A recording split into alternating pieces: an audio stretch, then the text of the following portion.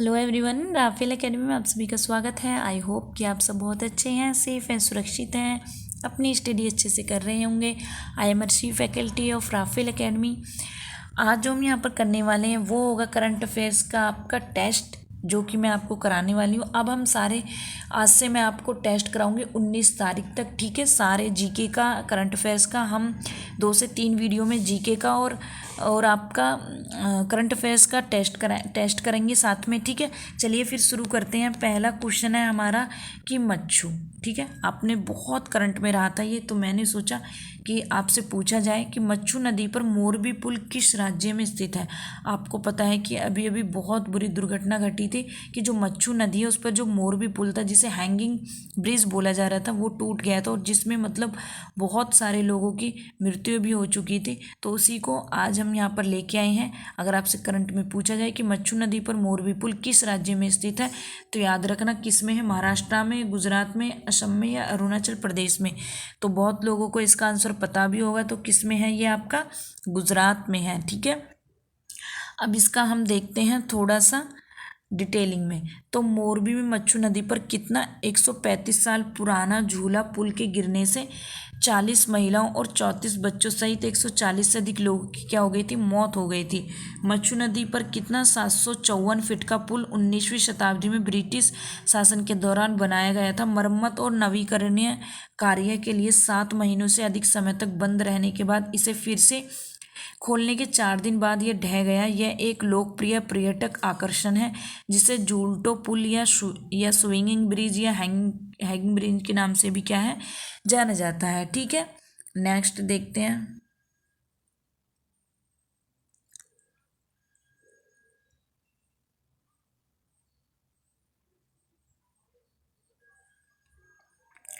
Next है मोना लोआ ज्वालामुखी जो हाल ही में समाचारों में रहा, किस स्थान पर स्थित है। तो बताइए किस स्थान पर स्थित है, बताइए, अपना आंसर दीजिए।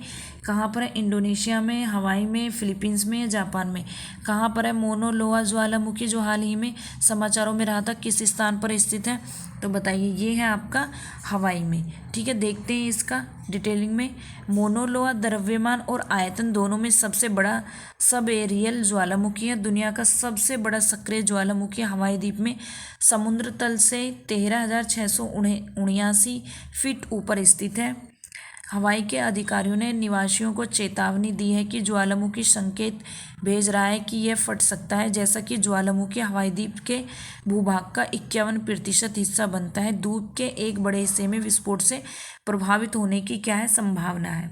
नेक्स्ट है कौन सा केंद्रीय मंत्रालय पुलिस बलों, सशस्त्र बलों और सुरक्षा संगठनों को विशेष अभियान पदक प्रदान करता है। तो बताइए इसका क्वेश्चन, इसका आंसर क्या होगा। कौन सा केंद्रीय मंत्रालय पुलिस बलों और कांस्टेबल, सशस्त्र बलों और सुरक्षा संगठनों को विशेष अभियान पदक प्रदान करता है। रक्षा मंत्रालय, गृह मंत्रालय, विदेश मंत्रालय, युवा मामलों और खेल मंत्रालय। कौन सा है, तो आपका उत्तर हो जाएगा बी, आपका बिल्कुल सही है, गृह मंत्रालय। गृह मंत्रालय MHA ने तेलंगाना, पंजाब, महाराष्ट्र, दिल्ली और जम्मू कश्मीर के कितना 63 पुलिस अधिकारियों को वर्ष 2022 के लिए केंद्रीय गृह मंत्री के विशेष अभियान पदक से क्या है, सम्मानित किया है। और पदक का गठन वर्ष कब, 2018 में किया गया था। इनका चयन आतंकवाद, सीमा कार्रवाई, हथियार नियंत्रण, नशीले पदार्थों की तस्करी की रोकथाम और बचाव कार्यों के क्षेत्र में चलाए गए 4 विशेष अभियानों के लिए किया गया था। नेक्स्ट है Chenab white water rafting festival किस राज्य में या केंद्र शासित प्रदेश में आयोजित किया जाता है। कौन सा भाई, Chenab white water rafting festival तो किस राज्य या केंद्र शासित प्रदेश में आयोजित किया जाता है। जम्मू कश्मीर में, तेलंगाना में, अरुणाचल प्रदेश में, उत्तराखंड में। किस में किया जाता है बताइए चारों में। तो ये किया जाता है आपका जम्मू कश्मीर में। किस में किया जाता है, जम्मू कश्मीर में। अब इसका देखते हैं डिटेलिंग में। जम्मू और कश्मीर का डोडा जिला, कौन सा जिला, डोडा जिला। बैक टू विलेज फेज 4 के तहत Chenab white water rafting festival का आयोजन किया गया है। जम्मू कश्मीर के सिवनोट क्षेत्र में आयोजित इस कार्यक्रम में 1000 से अधिक लोग, विशेषकर युवाओं ने भाग लिया है। डोडा जिला में साल भर साहसिक पर्यटन को बढ़ावा देने के लिए महोत्सव की शुरुआत की जाती है। किस लिए की जाती है, ताकि हमारे यहाँ पे पर्यटन बढ़े। ठीक है, नेक्स्ट देखते हैं 2022 में इंटरनेशनल ओपन एक्सेस वीक का आदर्श वाक्य क्या है। तो 2020 में इंटरनेशनल ओपन एक्सेस वीक का आदर्श वाक्य क्या होगा, तो बताइए क्या है। Open for climate justice, open access mandate, या ओपन एक्सेस पब्लिशिंग, या फिर डायमंड ओपन एक्सेस, क्या होगा, दीजिए अपना, बताइए जल्दी से। तो देखते हैं, ये हो जाएगा आपका जलवायु न्याय के, यानी कि ओपन फॉर क्लाइमेट जस्टिस। ठीक है, तो देखते हैं कि अंतर्राष्ट्रीय ओपन एक्सेस वीक 2022 से 30 अक्टूबर तक दुनिया भर में मनाया जाता है। ठीक है, ओपन एक्सेस वीक क्या है आपका जो है ये ओपन फॉर, ठीक है,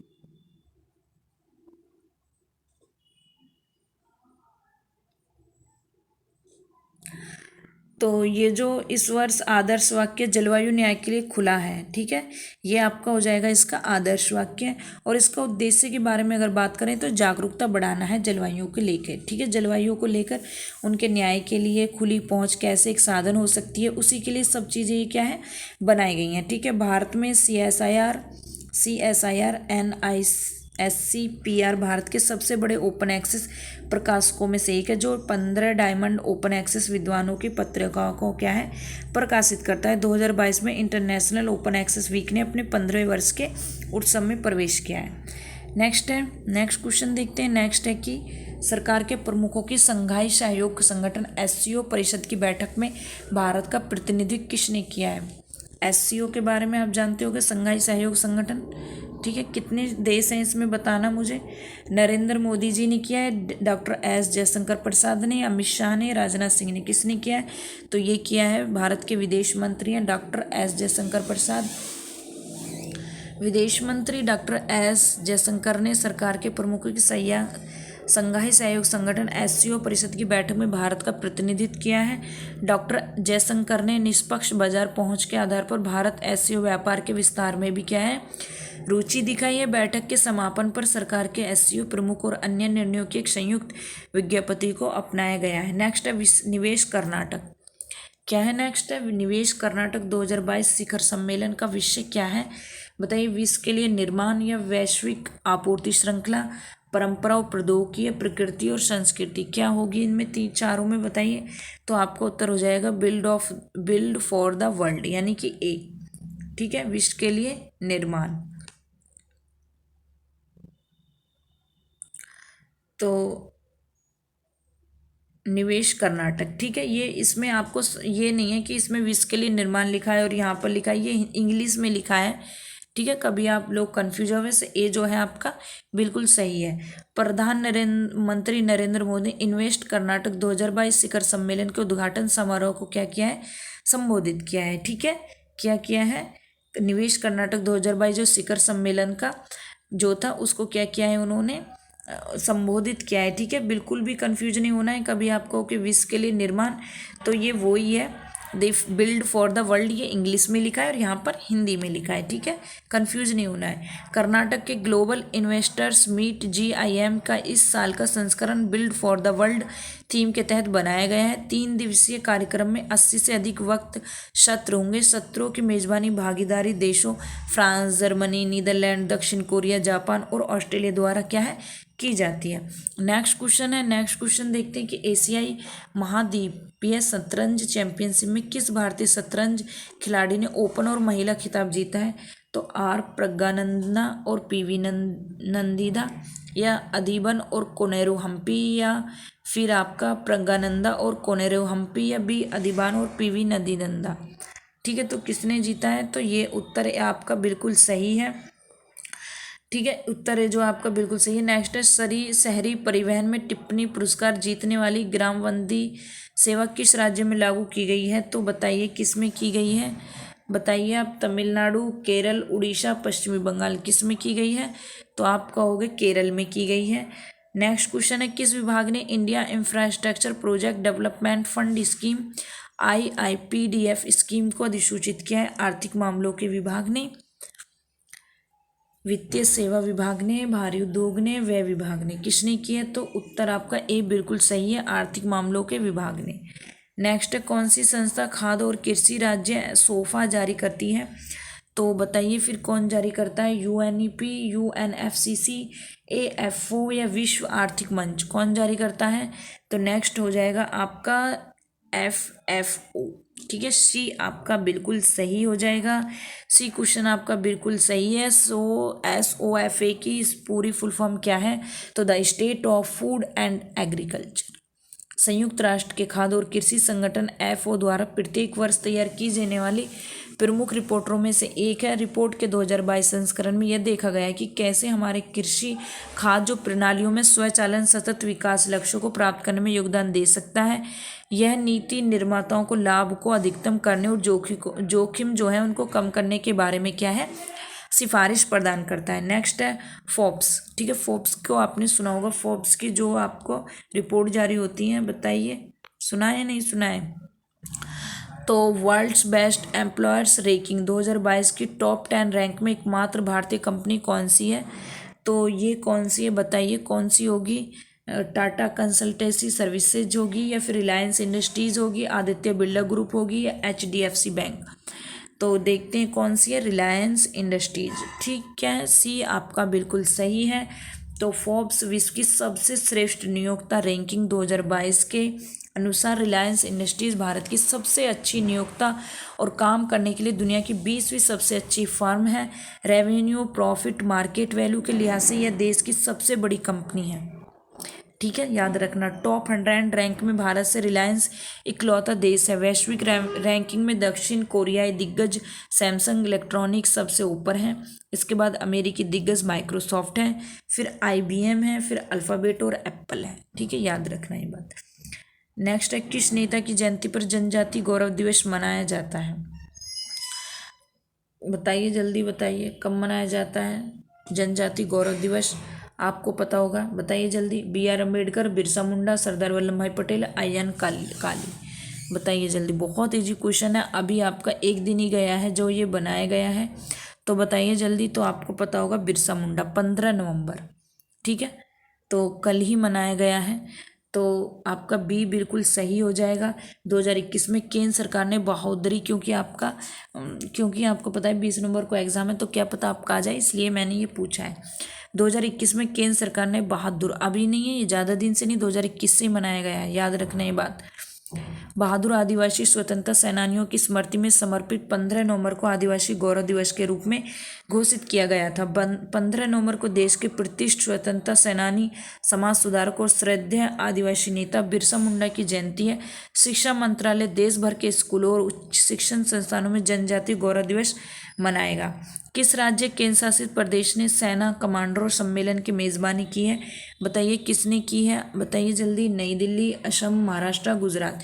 किसने की है? तो आप बोलोगे नई दिल्ली ने।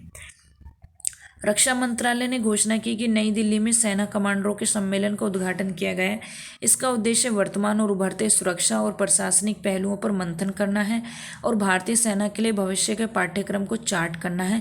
यह एक शीर्ष स्तरीय द्विवार्षिक कार्यक्रम है और भारतीय सेना के लिए महत्वपूर्ण नीतिगत निर्णय लेने के लिए वैचारिक स्तर के विचार विमर्श के लिए एक संस्थागत मंच है। नेक्स्ट है, NCA अजीत डोभाल, दिवंगत CDS जनरल रावत और गीतकार प्रसून जोशी किस राज्य के सर्वोच्च नागरिक पुरस्कार के विजेता हैं? बताइए जल्दी किसके? असम, उत्तराखंड, पश्चिम बंगाल, मध्य प्रदेश?